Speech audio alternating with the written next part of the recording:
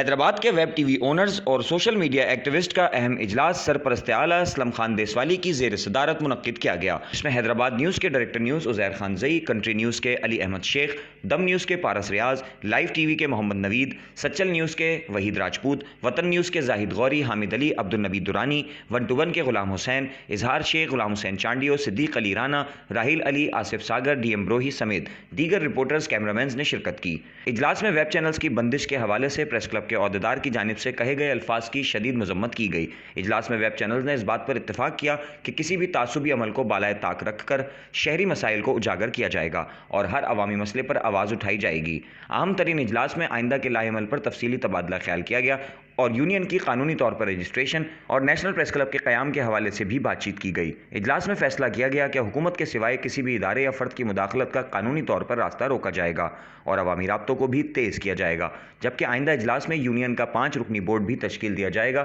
جو تمام معاملات کا جائزہ لے گا اور ویب چینلز کا تحفظ یقینی بنایا جائے گا۔